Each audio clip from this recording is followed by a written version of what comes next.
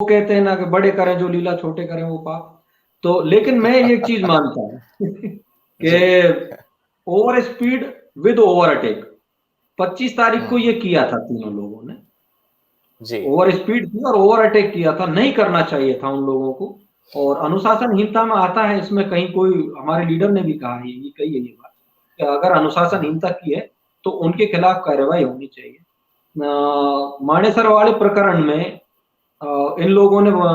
जब पायलट साहब के ऊपर आरोप प्रत्यारोप लगाए थे, 19 लोगों के ऊपर आरोप प्रत्यारोप लगाए थे, तो मंत्री जी पद ले लिए थे उनके, जो प्रदेश अध्यक्ष का पद भी ले लिया था। तो पायलट साहब ने अनुशासनहीनता नहीं की थी। जब कहते हैं कि बच्चा रोता नहीं है ना तब तक माँ दूध नहीं पिलाती, तो वो पायलट साहब का जो कदम था वो ये था कि जब तक मैं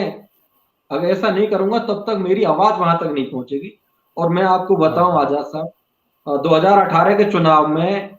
पायलट साहब ने अपने कार्यकर्ताओं से, हर एक कार्यकर्ता से जो एक्टिव कार्यकर्ता था, जिसने पायलट साहब जो खुद भी चुनाव लड़ना चाहते थे एमएलए का, पायलट साहब ने उनसे सबसे ये कहा था कि सरकार बनी तो आप लोगों के काम जरूर किए जाएंगे जो जनहित के काम हैं,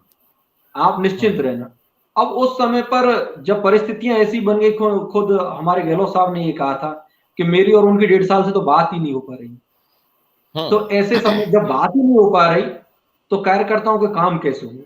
पायलट साहब का शुरू से ये रहा कि कार्यकर्ता जिनके दम पर पार्टी की सरकार बनी है, जिनके दम पर हम जीत करके आए, आज उनको हम दरकिनार करेंगे और 5 साल बाद फिर मैदान में जाएंगे, तो वो लोग हमारा समर्थन क्यों करेंगे, वो हमारे साथ में क्यों जुड़ेंगे?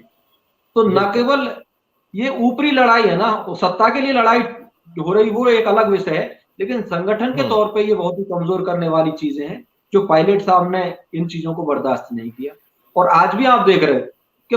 संगठन को मजबूत करने के लिए, देश को एकजुट करने के लिए जो एक भय का माहौल बना हुआ है, जो अराजकता है, नफरत है, उसके खिलाफ जो ये भारत जोड़ो यात्रा है, ये भी कहीं ना कहीं संगठन के ढांचे को मजबूत करने के लिए ही की जा रही है। इसमें भी आप देखोगे तो सत्ता